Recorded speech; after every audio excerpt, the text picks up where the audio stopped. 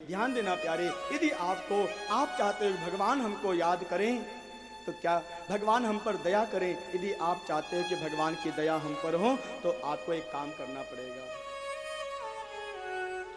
आप छोटी अवस्था में, बालक अवस्था में कभी रबड़ का बॉल आपने खेला होगा। रबड़ का बॉल आप दीवार पे मारे होंगे, उसको रबड़ के बॉल को, गेंद को दीवार पे मारो तो क्या होता है, जिस वेग से आप रबड़ के उस गेंद को दीवार पे मारते हो उसी वेग से वह गेंद वापस हमारी तरफ आती है। ये एक सिद्धांत है। तो भगवान, यदि आप चाहते हो कि भगवान हम पर दया करें, कौन कौन चाहता है कि भगवान हम पर दया करें? सब चाहते हो ना? कंजूसी क्यों कर रहे हो जी?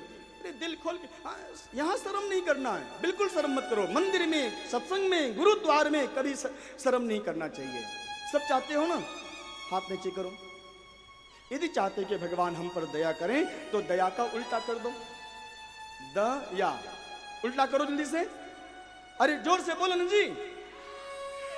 तो यदि आप चाहते हैं कि भगवान हम पर दया करें तो आप भगवान की याद करो प्यारे। भगवान अपने आप पर दया करना शुरू कर देंगे प्यारे, अपने आप पर दया करना शुरू कर देंगे प्यारे।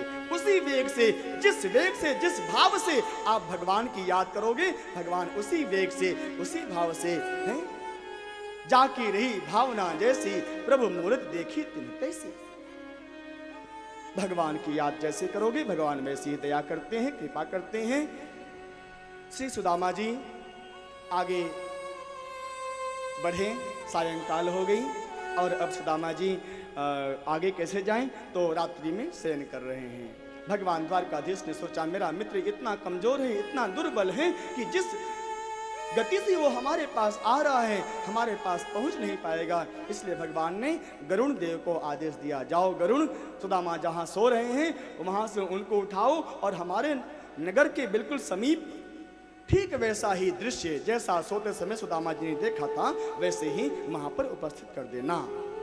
वो नदी, वो वृक्ष, वो पहाड़, वो पक्षी सब वैसे ही दिखाई पड़ना चाहिए जब प्रातःकाल सुदामा जी उठेंगे तब।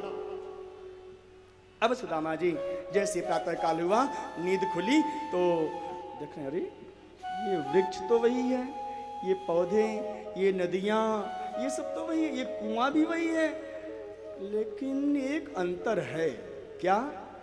जब हम रात्रि में सोने जा रहे थे, शयन कर रहे थे, तो जंगल के पास में कोई नगर नहीं दिखाई पड़ रहा था, लेकिन यहाँ पर तो ये ऊंची ऊंची हवेली दिखाई पड़ रही है।